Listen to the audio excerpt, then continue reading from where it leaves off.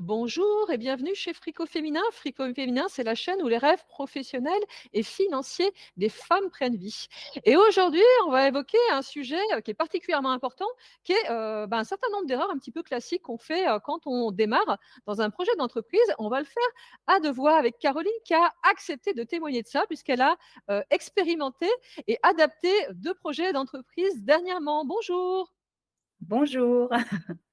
Mais avant de passer à cette interview, je vous invite à vous abonner à Frico Féminin, à télécharger votre cadeau dans la description, les 6 secrets pour devenir libre financièrement et à nous mettre un pouce pour soutenir cette création de contenu.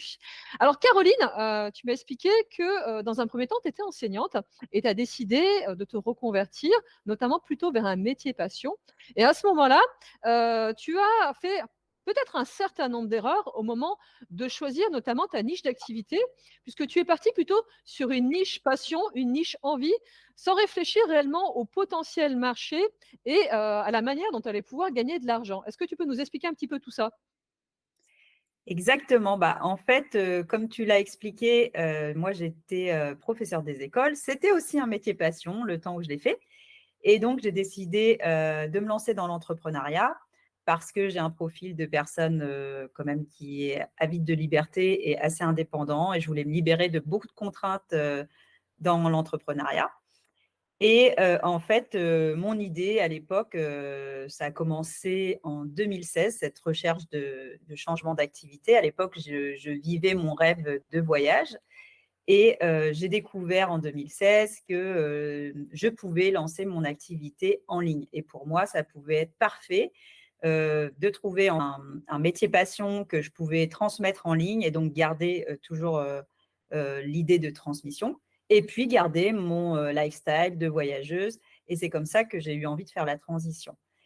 Et puis, en fait, ce qui s'est passé, c'est qu'effectivement, comme tu l'as dit, j'étais pas entrepreneuse, hein, donc j'avais pas non plus forcément le mindset d'un entrepreneur et j'y suis allée un petit peu la fleur au fusil en me disant, comme c'est ma façon de penser, tout est possible. J'ai quand même acheté des programmes en ligne pour me guider et je me suis dit: «Je vais me lancer, tout simplement comme ça». Et puis, je me suis rendu compte que, au-delà d'avoir une envie quand on se lance comme entrepreneur, parce qu'avoir l'envie, c'est une chose, avoir le désir d'être libre, c'est une chose, c'est que, il y a quand même, un point très, très, très, très important quand on est entrepreneur, c'est qu'il faut générer un chiffre d'affaires pour pouvoir dire qu'on a réellement une activité et pas simplement, en fait, se retrouver à, soit créer un contenu, qui ne s'adresse entre guillemets, soit à personne, soit, à potentiellement, les gens qui nous suivent et parce que moi, à l'époque, j'avais un blog de voyage, donc en fait, c'était sur ça, à la base, que je voulais capitaliser mon activité et en fait, j'avais pas du tout réfléchi avant de me dire, «Je deviens entrepreneur». Qu'est-ce que j'allais proposer, à ces gens et qui pouvaient, potentiellement, eux, les aider dans leur vie ou les intéresser et cetera. Comme tu dis, j'avais pas, encore bien identifié, l'idée de niche, même si j'en avais entendu parler.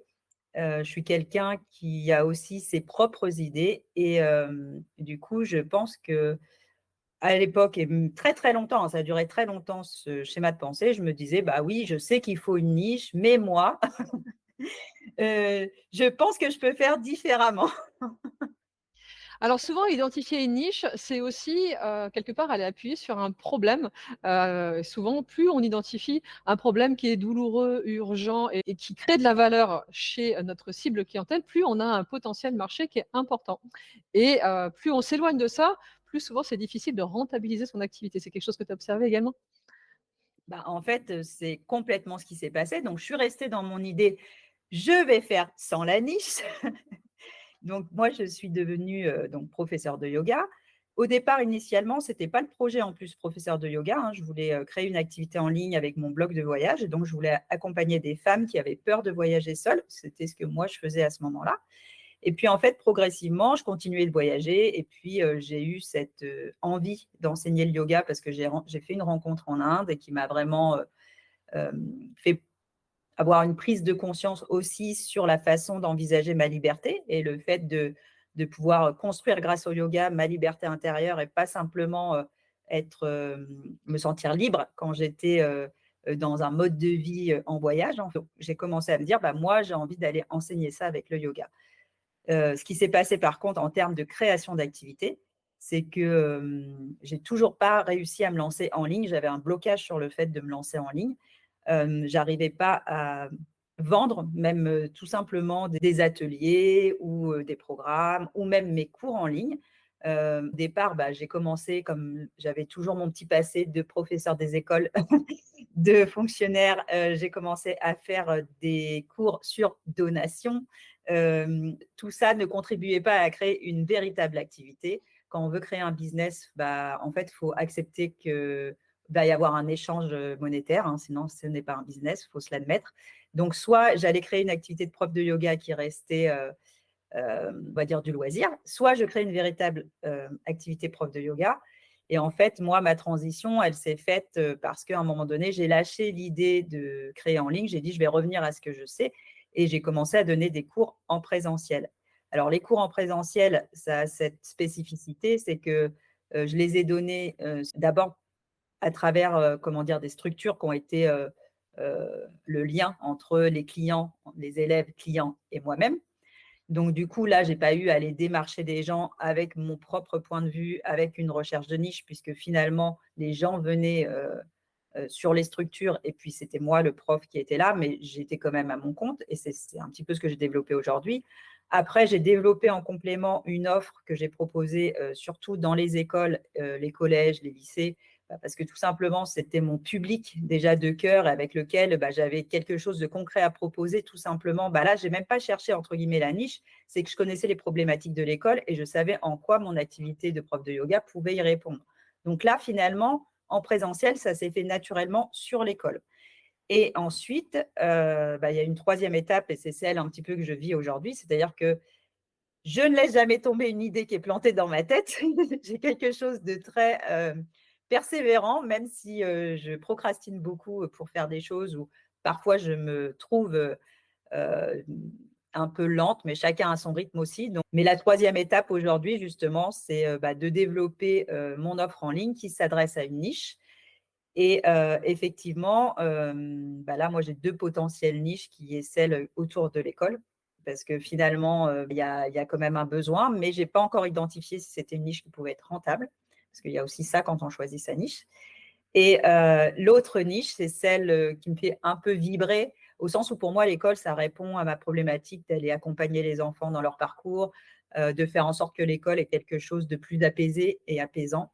Et ça me tenait vraiment à cœur. Mais de l'autre côté, ce que j'aime beaucoup aussi, et c'est ce que j'ai recherché aussi dans ma vie longtemps, c'est d'apporter avec le yoga une forme de liberté notamment pour les femmes, mais je pense que c'est pour toutes les personnes qui se sentent très envahies mentalement, qui sont prises dans un quotidien avec beaucoup de choses à gérer en même temps, par leur travail notamment, mais en fait d'aller trouver surtout un équilibre vie pro, vie perso. Parce que moi, quand je travaillais en tant que prof des écoles, je travaillais dans la grande difficulté scolaire, donc j'étais enseignante spécialisée. Après, je suis partie travailler aux États-Unis et j'avais une grande tendance, comme c'était ma vocation, de donner tout mon temps à mon travail et de laisser un petit peu de côté ma vie personnelle. Donc voilà.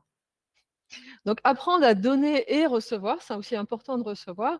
Tu disais bien faire le point sur ce qu'on a reçu de nos précédentes expériences professionnelles, parce que finalement, eh bien, cette activité de prof que tu as eue, certainement, elle a marqué la relation que tu as à l'argent et à la vente, parce que tu disais que pour toi, ça avait été assez problématique de renoncer à une partie de public et d'oser vendre et d'être en relation directe à la vente. Et ça, c'est véritablement un sujet. La plupart des personnes n'ont pas conscience qu'elles risquent d'avoir des blocages au démarrage, mais il y a à peu près 99% des personnes qui l'ont. Et puis, comme tu disais, c'est peser des petits cailloux régulièrement et viser long terme. Souvent, on veut avoir des résultats immédiats et c'est ça, quelque part, qui nous empêche d'y arriver, puisque la réussite en entreprise, c'est plutôt une question de régularité. Est-ce que tu l'observes également? Alors, je l'ai observé et c'est une difficulté quand même que j'ai, même si, comme tu dis, avec le temps, finalement, on réajuste aussi sa posture, hein. C'est-à-dire que moi, malgré tout, je me rends compte que je prends de plus en plus une posture d'entrepreneur. Encore une fois, elle n'était pas naturelle chez moi, mais finalement, à force d'avancer dans mon parcours, il y a quand même des choses dont, après avoir pris conscience, je mets en place. Donc, comme tu dis, c'est cette histoire de petits cailloux que tu mets au fur et à mesure. Tu as des gens qui vont arriver, eux, avec un package et qui ont déjà cette posture-là et pour qui ça va être du coup peut-être plus fulgurant et plus rapide. Après, effectivement, moi, je me rencontre aussi, quel que soit le temps qu'on met au départ, et je n'oublie pas la fable du lièvre et de la tortue, hein. Mais si tu veux, moi, dans l'idée, c'est de pouvoir faire perdurer mon activité, de pouvoir trouver un vrai mode de vie qui me plaît à 100%. Ça a toujours été mon point de départ. De vivre à mon rythme, c'est très, très important.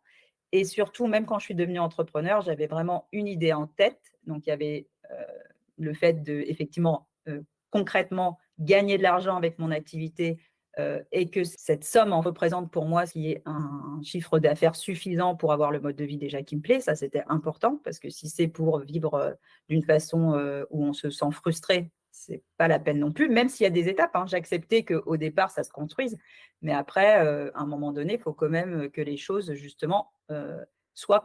Et la deuxième chose, c'était aussi le fait de ne pas devenir son propre esclave, et c'est-à-dire de se libérer d'un système pour créer soi-même son propre système d'esclavage ou d'emprisonnement où on fait son burn-out de l'entrepreneur.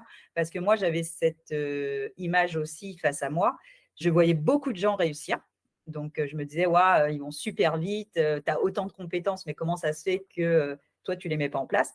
La grosse différence, c'est que moi, je n'ai jamais été prête à consacrer 70 heures par semaine au travail. Et je me dis qu'il y a une forme de succès financier qui peut arriver quand effectivement, on déploie une énergie à son activité et que cette somme d'énergie, effectivement, demande peut-être beaucoup de temps. Mais moi, dans ma conception des choses, j'ai envie de construire mon activité en respectant mon temps. C'est très, très important pour moi parce que, comme je te le disais, cet équilibre vie pro, vie perso, c'est ce que aussi je suis venue chercher en me mettant à mon compte. Donc, si c'est pour recréer un système où, c'est plus compliqué de soi-même générer son chiffre d'affaires, deux, tu ne gères pas ton temps vraiment comme tu en as envie, et trois, tu as une énergie qui est en baisse, finalement, pour moi, le bilan, il n'est pas juste en fait.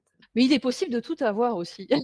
Et faut-il aussi, alors c'est important ce que tu disais, s'entourer de personnes qui sont dans la même motivation optique que nous, notamment la question des équilibres vie pro, vie perso. Alors la plupart des femmes, on est vraiment dans cette idée-là, et notamment à partir du moment où on est maman, hein, parce qu'on n'a pas envie de sacrifier nos familles, nos équilibres de vie perso, et quelque part, entre guillemets, de se cramer dans l'entrepreneuriat. Enfin, moi, c'est mon cas, et c'est possible de tout avoir. Faut-il réfléchir aussi à se nicher sur des choses qui ont, on va dire, une forte valeur ajoutée, ce qui permet d'avoir un équilibre et un rapport temps-argent qui fonctionne relativement bien. La question de l'entourage, elle est hyper importante. On le voyait notamment pour nous donner les bonnes informations et nous aider à nous pousser dans le bon sens plutôt que de nous faire peur quelque part. Et puis, eh bien, c'est aussi le fait de pouvoir déléguer les choses qui nous épuisent. Tu le disais, souvent, quand on démarre un projet d'entreprise, on est au four au moulin, on fait un peu tout, et c'est difficile. Et la plupart des personnes n'osent pas passer le cap de déléguer les choses qui nous épuisent et nous font passer en énergie. C'est aussi une belle manière de se propulser plus rapidement. Ouais, et là, tu as soulevé plusieurs choses en même temps. Je vais répondre déjà à la dernière parce qu'en fait, tu parles de déléguer. Donc, moi, j'ai mis un certain temps à prendre cette décision-là, même si je suis quelqu'un qui me connaît assez bien. Donc, j'avais très vite conscience des points où j'étais en excellence et des points qui étaient plus difficiles pour moi. En plus, là, je dirais que la difficulté que j'ai, c'est que quand je n'aime pas faire quelque chose, je ne le fais pas. Je ne suis pas quelqu'un qui arrive beaucoup à me forcer. Et par exemple, pour ce projet en ligne dont je te parlais, j'avais quand même des difficultés, on va dire, à mettre en place tout ce qu'il y avait à faire sur le plan technique, parce que c'est quelque chose qui est rébarbatif pour moi, même si j'avais le processus pour le faire, puisque du coup, j'avais ma formation. Donc, je savais comment faire, mais j'avais juste pas envie de le faire. Et au départ, je me disais, bon, est-ce que je vais investir de l'argent pour le faire faire à quelqu'un? Parce que ça a été une vraie question vu que c'était mon point de blocage. J'ai mis longtemps avant de me décider, donc on n'est pas obligé de prendre aussi longtemps. Par contre, à un moment donné, je me suis dit, je vais mettre de l'argent de côté pour ça et je vais prendre un webmaster et je vais lui faire ma commande. Et du coup, je vais pouvoir réaliser le site internet qui me correspond, visuellement que j'aime aussi. Et pour moi, en fait, par exemple, ça a été très libérateur. Ça a été aussi le point de départ du relancement de mon activité en ligne là, quand j'ai pris cette décision-là, parce que je l'avais laissé un petit peu en jachère le temps que je lance mon activité en présentiel. Et le fait finalement d'avoir pris cette décision, ça m'a permis aussi de refaire le point sur mon projet, de refaire le point parce que du coup, il fallait que j'explique mon projet à la webmaster puisque forcément, il fallait qu'elle ait toutes les clés pour définir l'identité visuelle, et cetera et tout le reste. Et en fait, ce point de déléguer, pour moi, ça a été vraiment essentiel. Et en plus, je me suis sentie accompagnée parce qu'il y a aussi ce point que quand on est à son compte, bah, on est un petit peu tout seul. Alors, ce que j'aime bien, parce que moi, je suis un peu un caractère, entre guillemets, on va dire multipotentiel, donc j'aime bien toucher à tout. Mais en fait, on peut vite se laisser déborder. Et ça, par exemple, ça a été un point important pour moi déjà de décider de déléguer et d'investir aussi de l'argent dans mon entreprise. Parce que des fois, on se dit, on essaye toujours avec les bouts de chandelle de faire au minimum. Et je pense que même si on veut déléguer, on peut aussi trouver des solutions alternatives et de trouver en cherchant des gens avec des prix qui nous correspondent, où il y a un service qui nous correspond, en faisant ce choix aussi, soit de mettre comme j'ai fait, moi, ça a été de mettre de l'argent de côté, mais ça peut être aussi de faire un emprunt, ça peut être tout un tas de choses qu'on décide de faire. Mais à un moment donné, c'est comme quand on dit en développement personnel, oui, il faut investir sur soi pour pouvoir effectivement, à un moment donné, monter en conscience et puis avoir une vie qui nous correspond plus et être beaucoup plus aligné avec ce qu'on fait. De la même façon, quand on crée son entreprise, je pense qu'il faut être prêt à investir aussi dans son entreprise et dans son projet pour pouvoir le faire grandir, en fait. Sinon, c'est assez compliqué. Oui, Enfin, c'est extrêmement important ce que tu dis. C'est important d'investir aux bons endroits pour gagner du temps, de l'efficacité, préserver son énergie, puis se recentrer sur quoi on est réellement bonne. Et globalement, personne ne réussit seul. Et ça, c'est un des travers aussi du démarrage. C'est de pas aller chercher les bons partenaires, parce que les autres, c'est aussi les autres qui vont nous propulser et c'est aussi la compétence des autres qui va nous aider quelque part à faire décoller nos business. Et je vois trop de personnes qui restent seules par peur de manquer, par peur d'investir, par peur de ne pas faire les bons choix et qui du coup ne décolleront jamais. Donc ce que tu viens de nous dire, c'est aussi un exemple qui est particulièrement criant parce que je pense qu'il y a énormément de personnes qui rentrent dans ce spectre-là. Moi, je l'ai vu aussi dans mon activité. Quand j'ai commencé à déléguer pas mal de choses, j'ai aussi eu un effet multiplicateur hyper important. Et puis, c'est agréable de travailler avec des gens qui sont bons, qui sont de bons conseils, qui nous envoient un avis extérieur. et c'est vrai que moi, ça a été une deuxième chose que tu dis, le fait, d'être bien entourée. Moi, j'avais donc un environnement, physique qui était avec des fonctionnaires, donc il y a pas de mal à ça. Mais en tout cas, déjà, c'est des gens qui, au départ, ne comprennent pas forcément ton projet, encore moins l'envie de démissionner de l'éducation nationale. C'est des gens aussi qui peuvent être, soutenants après, une fois que, ils vont dans ton sens, qui peuvent être soutenants en disant: «Ah bon super», on va dire qu'ils vont pas essayer déjà de t'empêcher de le faire, parce qu'il y en a qui vont aussi avoir ces travers-là. Mais même s'ils sont soutenants, c'est un milieu qu'ils ne connaissent pas. Donc du coup, aussi soutenants qu'ils puissent être, les conseils, ce ne sont pas des conseils de gens, qui sont passés parce que toi tu passes. Donc en fait, c'est même pas, j'ai envie de dire, ça veut pas dire que c'est des mauvais conseils, mais je sais pas, c'est pas des conseils vraiment à prendre, en fait. C'est pas des conseils qui vont nous apporter quelque chose de concret pour nous faire avancer.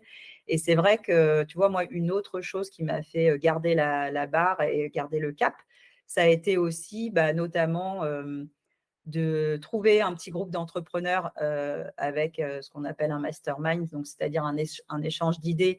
Et là, ce sont des gens qui ont la même finalité que moi, c'est-à-dire créer un business en ligne. Donc du coup, on se comprend déjà sur nos questionnements, on se comprend aussi sur nos blocages, on se comprend sur le cheminement et là où on veut aller. Donc c'est beaucoup plus facile d'avoir des échanges et c'est beaucoup plus facile aussi de trouver des solutions. Et la deuxième chose, moi, je sais que j'ai aussi, encore une fois, investi de ce côté-là, c'est que, ponctuellement, j'ai pris des coachs business pour, pouvoir, être accompagnée, dans mon activité. Alors, il y avait toujours la question de la niche qui revenait, toujours le fait que moi, je bloquais un petit peu dessus et puis peut-être qu'en fait, si je bloquais dessus, c'est qu'elle n'était pas si claire encore dans ma tête ou en tout cas, la façon que j'avais de la voir, était pas, la même que la façon que j'avais de l'exprimer, en tout cas de la mettre en mots. Je sais que principalement, moi, avec le yoga, heu, les bénéfices que je voyais, c'était déjà les bénéfices que j'en avais tirés. Après, il y a aussi la question qui se pose de l'étude de marché et voir aussi si, le chemin qu'on choisit et la niche qu'on choisit est quelque chose de viable sur le plan économique. Autre chose qui est souvent problématique, c'est le fait d'essayer de faire dans le perfectionnisme. Je vois énormément de femmes qui s'engluent là-dedans et qui perdent un temps et une énergie considérable. Est-ce que tu en es passé par là? Donc là, on arrive au point, les points comiques. On arrive au point qui blesse, on tape là où ça fait mal. Alors oui, je suis j'ai envie de dire une grande perfectionniste, ça ne se voit même pas forcément, c'est ça le pire quand on est perfectionniste, c'est que la perfection ne se voit pas puisqu'en fait, on attend tellement longtemps pour la mettre en place que le temps qu'on se décide à la mettre en place, le train est déjà passé à autre chose. Donc ça, c'est un petit problème du perfectionniste. Donc oui, moi je l'ai et c'est ce qui m'a aussi énormément freinée et c'est aussi pour ça des fois que je fais appel à du coaching parce qu'en fait le principe du coaching, c'est quand même de mettre les petits coups de pied là où ça fait mal et de t'obliger à faire des choses que tu n'aimes pas faire, ce qui est très très dur pour moi. Mais en même temps, je me suis rendu compte aussi à travers mon perfectionnisme que autant j'arrivais à me forcer à faire les choses si je m'étais engagée auprès de quelqu'un. En revanche, les engagements que je prends auprès de moi-même, souvent, j'arrive pas forcément à les faire si j'estime que c'est pas arrivé au niveau de perfection que j'attends. Et en fait, le fait d'avoir un accompagnement, un coaching dans ce domaine-là, ça permet aussi d'avoir des deadlines, des réponses à rendre à certains moments. Donc, en fait, de rendre la réponse, même si elle n'est pas parfaite et d'avancer à partir de ça. L'avantage quand on se connaît, c'est qu'on connaît ses biais. L'idée, c'est d'aller chercher des ressources pour pouvoir dépasser ces biais-là. Donc, le fait d'être perfectionniste, je ne vais pas changer le fait que je suis perfectionniste. Par contre, je peux changer le fait de répondre à ce perfectionnisme-là ou pas et comment faire pour ne pas y répondre. Et pour moi, ça a été aussi les accompagnements qui ont été des solutions. C'est ce que tu disais, en fait, en s'engageant auprès, d'un réseau, d'un groupe, de quelqu'un qui avance à la même vitesse que nous, ça permet souvent, de se mettre en action là-dessus et de s'obliger quelque part à produire et à passer à l'action et à lâcher, petit à petit sur ce perfectionnisme qui, pour beaucoup, va nous avoir, pourri la vie au démarrage. Moi-même, hein, j'en suis passée par là et en plus, j'ai eu des jobs, quand j'étais salariée qui ont vraiment appuyé sur le fait qu'on me demandait, quelque part de faire preuve de perfectionnisme. Donc lâcher n'a pas été simple, sur cette question. Autre question sur la question de l'objet brillant. Alors je vois beaucoup de personnes qui courent après la recette miracle. Quelque part, les choses qui fonctionnent dans le business sont des choses qui ont toujours fonctionné. Après, il existe des outils qui nous permettent de gagner en productivité, et ces derniers temps, il y en a pas mal qui sortent, mais ce ne sont que des outils. C'est pas ça, quelque part, qui change le fondement de qu'est-ce qui fait que les gens achètent, qu'est-ce qui fait qu'on se connecte profondément à ces cibles, qu'est-ce qui fait qu'un business fonctionne. Et je vois beaucoup de personnes qui courent et qui empilent des formations pensant que ça va résoudre l'ensemble de leurs problématiques, sachant que les problématiques sont souvent plutôt à l'intérieur de nous et sur les idées reçues qu'on peut avoir sur un certain nombre de choses. Est-ce que tu l'as observé? Est-ce que tu l'as vécu? Je l'ai observé et je l'ai vécu. Et effectivement, en fait, je pense que quand on pédale un petit peu dans la semoule pendant un certain temps, dès qu'il y a une nouvelle technique qui sort, dès qu'il y a la technique magique qui va tout d'un coup nous apporter le chiffre d'affaires qu'on attend rapidement et sans effort, on ne va pas se mentir, ça attire, hein, c'est classique. Moi, j'ai d'ailleurs acheté plein de petites formations complémentaires à ma formation de départ. Et les petites formations, c'était toujours autour de, effectivement, comment faire les choses, on va dire, plus simplement, plus rapidement. Mais finalement, je peux te le dire puisque, alors déjà, je les ai toutes ouvertes, pas toutes finies, ça a été le point commun. Et puis, troisièmement, c'est que en fait, la plupart, elles ont un packaging qui est différent, c'est-à-dire elles vont te dire gagne tant en tant de mois, fais ci en tant de temps. Enfin bon, voilà, ça va appuyer sur de toute façon ce qui vient toi-même te bloquer. Mais la finalité, c'est que dans toutes les formations qui sont relatives à la vente, au marketing, à la création d'un produit, on va avoir en fait finalement tout le temps la même chose, dit différemment, mais exactement ce que tu as dit, c'est-à-dire que les premières questions, ça va être la création de la niche, ça va être de développer comment dire, ton parcours client, ça va être ensuite de développer ta communication, voilà, ce que tu veux transmettre. Et en fait, finalement, tous ces points-là, si on est livré à soi-même, moi j'achète souvent des petites formations, donc c'est des formations, il n'y a pas un coaching, en fait c'est des formations qui sont délivrées, tu as tous les modules et puis c'est toi qui dois t'organiser dans ton calendrier,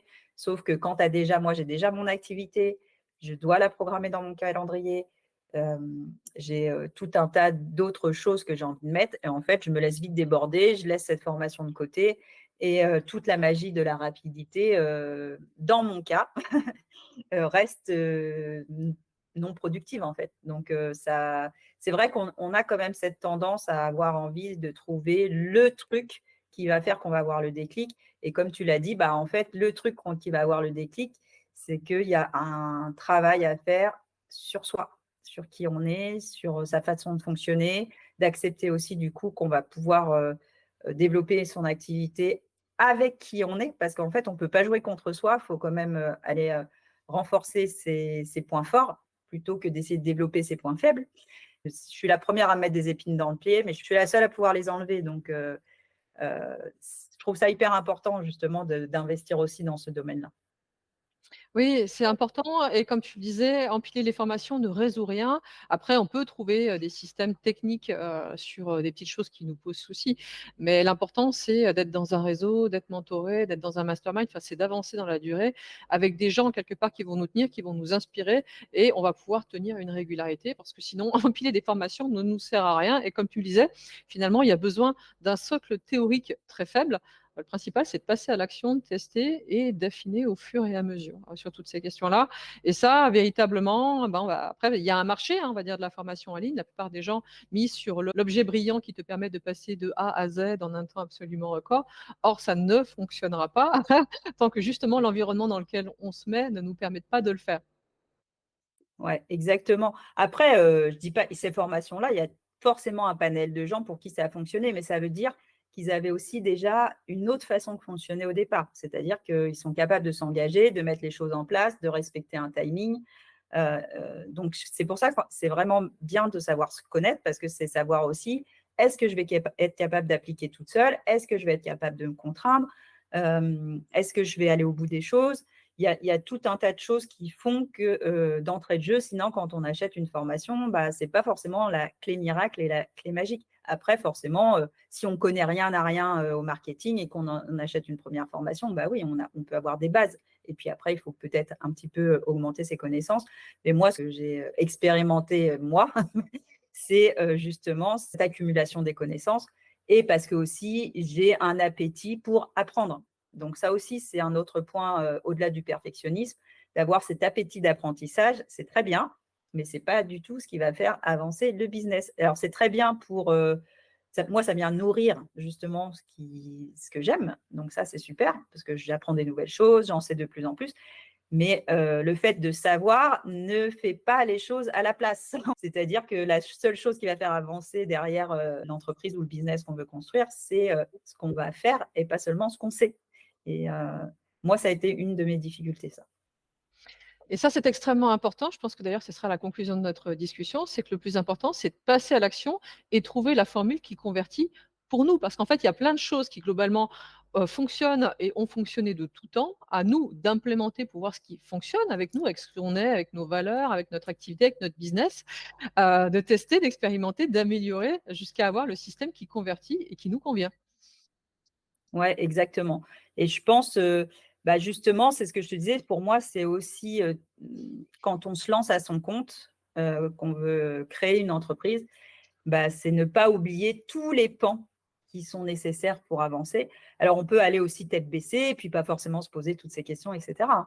Mais moi, je pense que, bah, comme tout être humain, on est tout le temps en évolution et que notre entreprise, comme nous-mêmes, on change aussi au fur et à mesure et que c'est aussi important justement de développer bah, tous les plans, que ça soit savoir comment nous on fonctionne, savoir ce qu'on veut créer, c'est-à-dire avoir une vision en fait, hein, tout simplement. Ce qu'on nous dira dans l'entrepreneuriat, c'est avoir une vision, que ça soit sa vie, ça soit de soi, ça soit de ce qu'on veut créer sur le plan professionnel et personnel. Et puis après, ça va être aussi de mettre les choses en place pour être en cohérence avec cette vision-là. Voilà, quand tu crées ton entreprise, je pense qu'il faut avoir des bases solides pour pouvoir lâcher prise et avancer. Mais de la même façon, il y a un moment donné où il faut sauter, il faut lâcher prise pour pouvoir renforcer aussi sa base, quoi. Je te remercie pour ces enseignements, ces précieux conseils. Je pense que ça va en inspirer beaucoup. Là, je suis justement en train de développer un programme qui s'appelle Boost ton chiffre, qui est basé là-dessus, sur la question des équilibres de vie et sur ces choses intemporelles qui fonctionnent et qui fonctionneront toujours. Et surtout, qui va insister sur l'accompagnement, le réseau, le mentorat, le fait de pouvoir être quelque part, de ne pas se sentir seul dans la durée. Parce que je sais que c'est ça qui fait que réellement ça transforme plus que l'empilage de connaissances. Je te remercie de ton témoignage et vous retrouverez dans la description de cette interview tous les éléments pour pouvoir être accompagné et suivre les aventures de Caroline. Merci à toi. Bah, merci beaucoup, c'était hyper intéressant et puis, bah, j'espère que ça donnera réflexion à plein d'autres, peut-être qui, comme moi, sont, bloqués dans toutes ces erreurs des fois qu'on peut faire quand on se lance dans l'entrepreneuriat sans avoir toutes les clés au départ. Et merci de ton humilité parce que c'est pas toujours facile, de témoigner de ses erreurs, mais finalement, c'est toujours de la résilience et de nos erreurs, qu'on arrive à avancer et à créer les conditions de la réussite derrière. Exactement, ouais. Bah, de toute façon, je pense que l'humilité, elle est nécessaire, même surtout même quand tu es entrepreneur. Je veux dire, à un moment donné, la vie, on peut se prendre des murs. Si on n'est pas prêt à les dépasser, à les surmonter, c'est compliqué. On va s'arrêter tout de suite au premier mur. Moi, je sais que, bah, comme je te disais, je me connais bien. Donc, mes compétences, elles sont dans la transmission, dans l'enseignement. Et le reste, c'est des choses que j'ai eu à apprendre et du coup, bah, forcément, on est obligé d'avoir de l'humilité pour aller chercher de ce dont on a besoin. Donc pour moi, l'humilité, ça fait partie du chemin. Et puis on n'échoue jamais, on apprend toujours. Ouais, ça, c'est la base. Merci à toi et à très bientôt.